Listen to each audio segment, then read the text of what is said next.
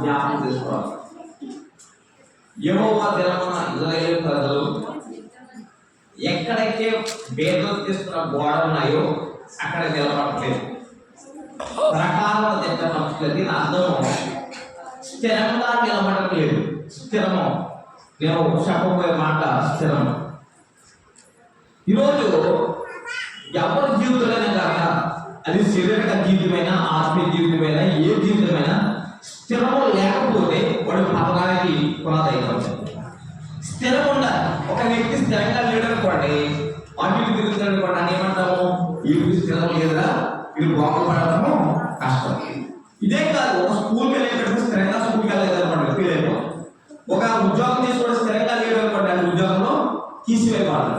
ఒక అంతకు కూలి పనికి వెళ్ళినప్పుడు సరిగ్గా పని చేయకుండా స్థిరంగా నువ్వు నిలబడతావు, చెప్పే పని చేయలేదు, మనుషులు పిలుస్తారండి, మాట్లాడలేదు, పిలుస్తారా? ఎందుకంటే ఈరోజు స్థిరత్వం లేకపోతే ఈ లోపల ఎవరు కూడా నేను నమ్మడం పెట్టుకోవడం, ఏ పనికి నేను పెట్టుకోవడం. ఎందుకని ఈరోజు స్థిరం లేదు. స్థిరం లేకపోతే మనం పని ఏ పని కూడా ముందు కొనసాగించలేము. అది ఏ పని అయినా పెట్టుకోవడం. స్థిరం అనేది చాలా ప్రాముఖ్యత.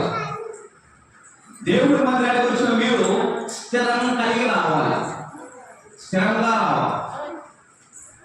మీరు ఎప్పుడైనా